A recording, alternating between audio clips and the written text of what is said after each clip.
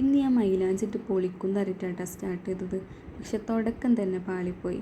എന്ത് ചെയ്യാനാ? എന്തായാലും ഞാൻ വിട്ടുകൊടുക്കാൻ ഉദ്ദേശിക്കുന്നില്ല. ആ മൈലാഞ്ചിൻ്റെ കഴുത്തിനിരിച്ച് ശരിക്കൊന്ന് ഭീഷണിപ്പെടുത്തിയപ്പോൾ മൂപ്പര് തടാ നല്ല സ്മൂത്തായിട്ട് വരുന്നത്. ഇന്ന് ഞാൻ ചെയ്യണത് ഇപ്പോൾ ട്രെൻഡിങ് ആയിക്കൊണ്ടിരിക്കണം ഓണം മെഹന്തി ഡിസൈനാണ് കേട്ടോ. എല്ലാവരും ട്രൈ ചെയ്യണപ്പോൾ എനിക്കൊരു പൂതി, പിന്നെ ഞാനായിട്ട് കുറക്കണ്ടല്ലോ.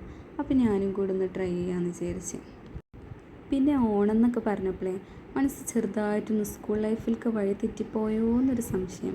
കാരണം ഇപ്പോൾ കുട്ടികളെ സ്റ്റാറ്റസും സ്റ്റോറിയും ഒക്കെ കാണുമ്പോൾ ഭയങ്കര മിസ് ചെയ്യുന്നുണ്ട് നമ്മുടെ സ്കൂൾ ലൈഫൊക്കെ. ശരിക്കും പറഞ്ഞാൽ ഞാനൊക്കെ ഏറ്റവും കൂടുതൽ എൻജോയ് ചെയ്ത് പഠിച്ചതെന്ന് പറയുന്നത് എൻ്റെ സ്കൂൾ ലൈഫാണ്. കോളേജ് ലൈഫിനേക്കാളും ഞാൻ ഏറ്റവും കൂടുതൽ എൻജോയ് ചെയ്ത് സ്കൂൾ ലൈഫിലാണ് കേട്ടോ. കാരണം ആ വൈബിളുള്ളൊരു ഫ്രണ്ട്സിനൊന്നും എനിക്ക് പിന്നെ കിട്ടിയിട്ടില്ല. അതാണ് മെയിൻ റീസൺ എന്ന് പറയുന്നത്. അതേപോലെ ക്ലാസ് കട്ട് ചെയ്യുക എന്നുള്ള ഒരൊറ്റ ഉദ്ദേശത്തിൻ്റെ പുറത്ത് ഞങ്ങൾ ഒരുപാട് ഗ്രൂപ്പ് സോങ്സ് പാടിയിട്ടുണ്ട് കേട്ടോ.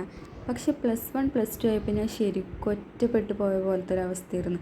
കാരണം ഇവരെല്ലാവരും ഓരോരോ ഭാഗത്തേക്ക് തിരിഞ്ഞ് എല്ലാവർക്കും വെവ്വേറെ സ്കൂളിൽ അഡ്മിഷൻ കിട്ടി. അങ്ങനെ എല്ലാവരും ഏകദേശം എല്ലാവരും ഒറ്റയ്ക്ക് തന്നെ ആയിരുന്നു കേട്ടോ.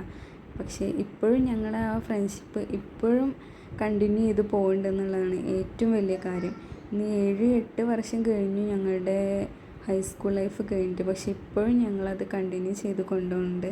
മറ്റുള്ള എല്ലാ ഫ്രണ്ട്സിനേക്കാളും ഇപ്പോൾ ഹയർ സെക്കൻഡറിത്തെ ആയിക്കോട്ടെ കോളേജിലത്തെ ആയിക്കോട്ടെ അതൊക്കെ പഠിത്ത് കഴിഞ്ഞതാണ്. പക്ഷെ അതിനേക്കാൾ ഞങ്ങൾ ഏറ്റവും കൂടുതൽ മെയിൻറ്റെയിൻ ചെയ്ത് കൊണ്ടുപോകുന്നത് ഈ ഹൈസ്കൂൾ ലൈഫിലത്തെ ഈ ഒരു ഫ്രണ്ട്ഷിപ്പാണ്.